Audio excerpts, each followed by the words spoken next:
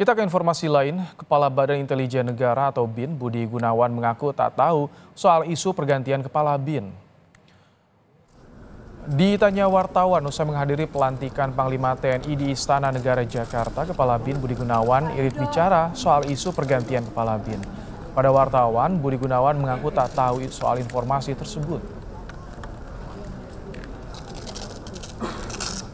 Ada isu pergantian kepala BIN, Bapak? Masa intel ngeluarin gitu. Oh, iya. Kalau isu pergantian kepala BIN, Pak? Wah, nggak tahu. Nggak tahu ya, Pak. Makasih ya, Pak BG.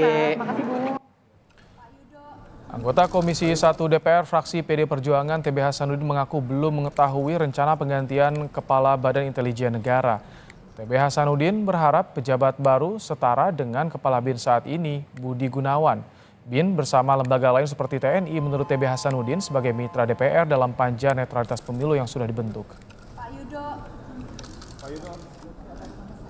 Belum akan ada dapat penggantian atau saya baru dapat isu aja dari wartawan. Oke.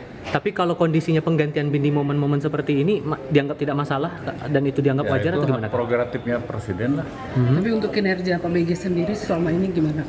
Saya pikir baik-baik saja.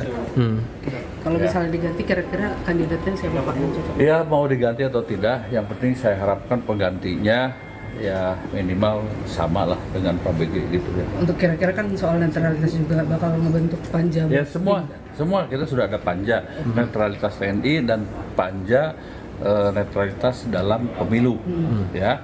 Di dalamnya itu ada BIN, kemudian juga ada Kominfo, kemudian ada BSSN dan semuanya menjadi mitra Komisi 1. Sebelumnya, Wakil Kepala BIN Lejen Purnawirawan Teddy Laksmana digantikan posisinya oleh Lejen Nyoman Cantiasa. Pergantian Wakil Kepala BIN ini merupakan bagian dari mutasi dan rotasi yang dikeluarkan mantan Panglima TNI Laksamana Yudo Margono.